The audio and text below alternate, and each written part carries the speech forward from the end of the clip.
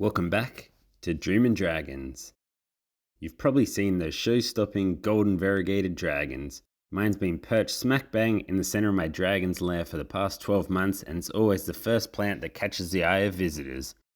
But for today's video, I'll be giving my opinions on this plant based on my experiences with it, and whether you should race to add it to your collection. Variegated varieties offer such incredible aesthetics to the garden. In a sea of green branches, a bright golden limb protruding from a pot instantly draws attention. It's also a great talking point and a pretty snazzy feature plant.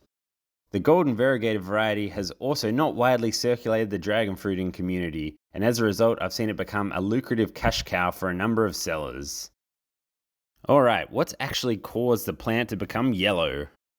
Unlike a sickly plant that's battled scorching hot or freezing cold temperatures and become a seedy yellow, this variegated bad boy has undergone a cell mutation which has caused it to form in the absence of chlorophyll, the green pigment that gives our plants their color.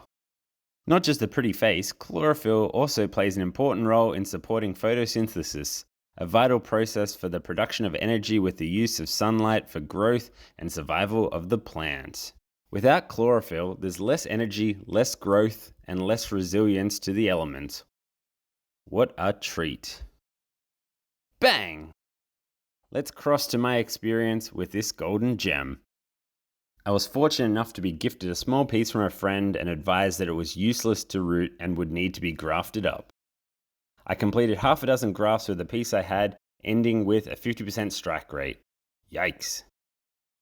Once I had my grafted pieces up and running and out in the yard, this is where I first experienced the physical uselessness of the variety. First up, growth rate was horrendously slow. Yay.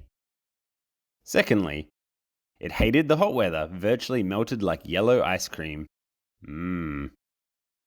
Thirdly, it hated the cold and wet weather. Rusted and rotted up at the drop of an ant's tear. Oh yes. And fourthly, it hated the normal weather. Just didn't like existing. Life's tough, Mr. Golden Variegated. Also, seemed like a delicious delicacy to nature. If it wasn't the weather killing it, it was the bugs. In the year or so I've had this plant, it's struggled to really do much else but draw eyeballs in my yard.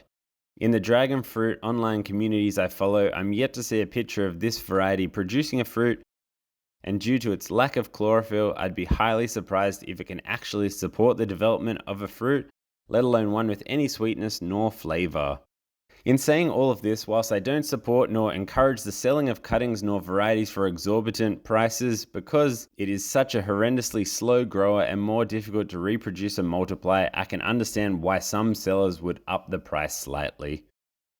But the big question remains, would I recommend growing this variety? And for that I have two answers.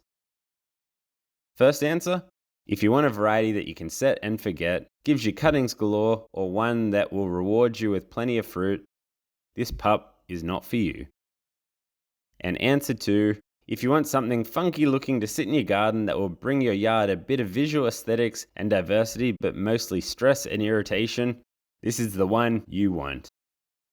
I've given up on mine, I just don't have the time nor patience to nurture it any longer, and I'm just going to let it do its thing, and we'll replace it with something that will pop out some fruit following its inevitable demise. And finally, if you've enjoyed or found this video interesting, don't forget to hit the like button below, as well as subscribing to my channel. It does wonders to help spread my content to the wider dragon fruiting community, plus will also help you keep up to date with all the dragon fruity goodness we have going on here. Cheers guys!